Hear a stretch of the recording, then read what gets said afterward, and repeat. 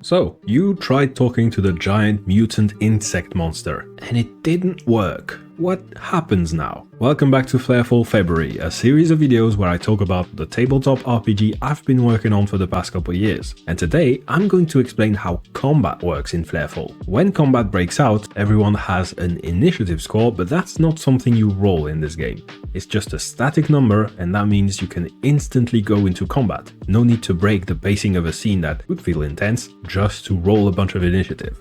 For players, their initiative is normally equal to their speed attribute, but for enemies, the initiative score is more tied to their role. So for example, raider bosses like commending a horde of raiders from the back. So their raiders go on initiative 3, but the boss themselves only goes on initiative 1. If there's a tie between the players and the plot twister, the players always go first, and if there's a tie between allies, they decide among themselves who goes first. This means that in combat, enemies who use the same stat block always go together, which saves a lot of time, especially if you're the plot twister. If there's an ambush, some of the fighters might be surprised for the first round of combat. If you're surprised, you can still act, but you can't use any weapon or inventory item that wasn't already in your hands. And that means that, for example, if you surprise the guards of a raider settlement while they're taking a break, they won't be able to pull out a radio to call for reinforcements. So it's not nearly as punishing as skipping your entire turn, but you will probably be forced on the defensive, at least for that first turn. On your turn, you have action points, or AP, equal to 10 plus your speed, which goes from 0 to 5, and you regain them at the end of each of your turns. You can also have up to 5 bonus AP, and the main way you get those is that any unspent AP at the end of your turn is carried over and becomes bonus AP for your next turn. So you don't need to worry about spending every single AP they're never going to waste. If you have a small turn, that just means you're setting yourself up to have a big turn later. So what is the point of action points? Well, they're an example of multiplicative design. Let's say you have a game with just 4 possible actions: move, attack, use an object, and improvise. If you can take 3 actions per turn, you already have 64 possible sequences of actions you can take on your turn. I wanted this game to be both deeply tactical and easy to learn, and so with action points, I can make it so you have to learn very few rules, but those very few rules present you with a lot of choices at the table. As a rule of thumb, most actions that affect your enemies cost 5 AP, and most actions that affect your allies or the environment cost 3 AP. You can probably guess, doing this encourages teamwork and creative problem solving. For example, the improvise action, which is one of the 4 universal actions, basically boils down to you make an attribute roll during combat, and it either affects the environment or it gives advantage to one ally's next roll. That action costs 3 action points. Then you've got movement, which is pretty simple.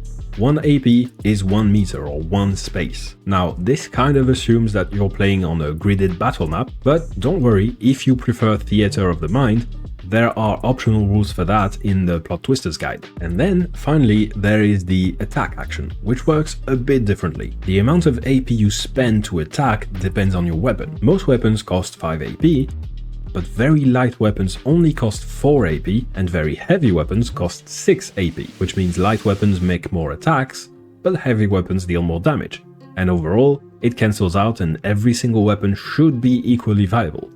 Which I think is important because to me, the choice of a weapon shouldn't be a tactical choice in this game. It should be a choice about your character's aesthetic identity. Your weapon also has a bunch of properties like its range, how often you need to reload, whether or not it's silent, etc. But then, almost every weapon type in the game also has a special property. If you're coming from D&D, it's kind of as if every single weapon in the game was like the lance or the net. So for example, one of the most basic melee weapons is the baseball bat, and with it, on hit, you can push the target 1 meter away from you, and on crit, you can push them 5 meters instead. But that is just one example.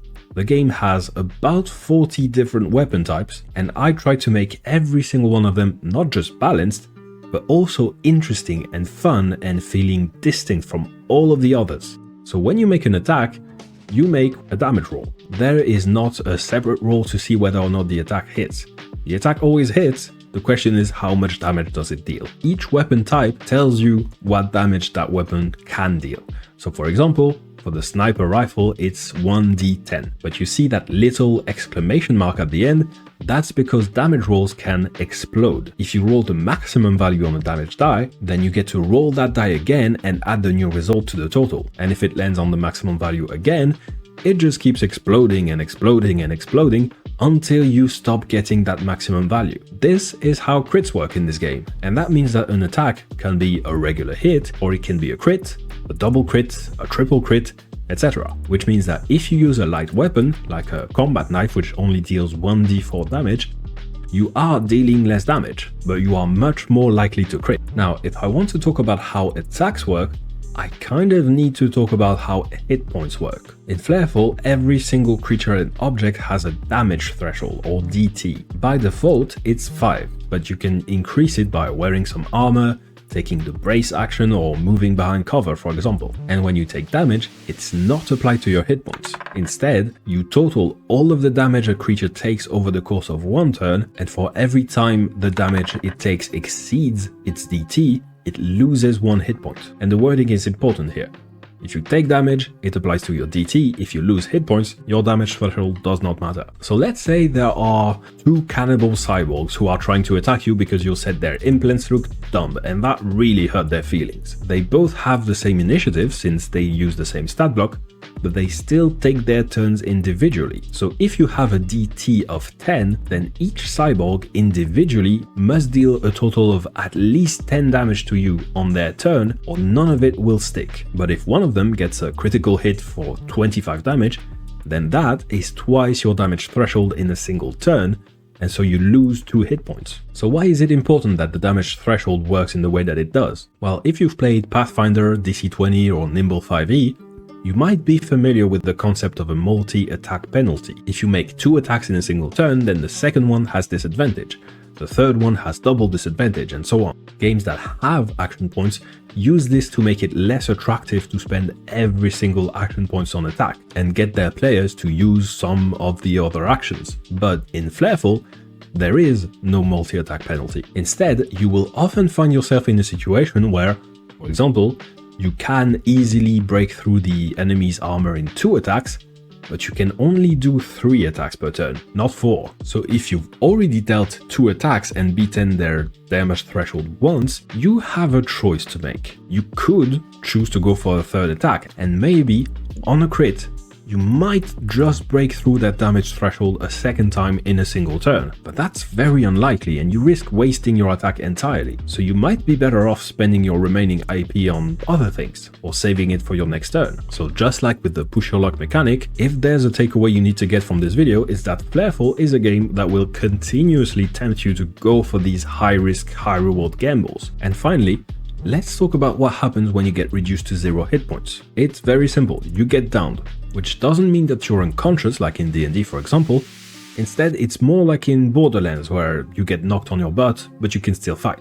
While downed, you don't have action points anymore. You just have 1 action and that's it. So you can crawl 1 meter, or make 1 attack, or help 1 ally, etc. But maybe more importantly, if you continue taking damage while downed, instead of losing hit points, you take wounds. And for each wound that you have, your maximum hit points are reduced by 1. To heal, there's a couple different options.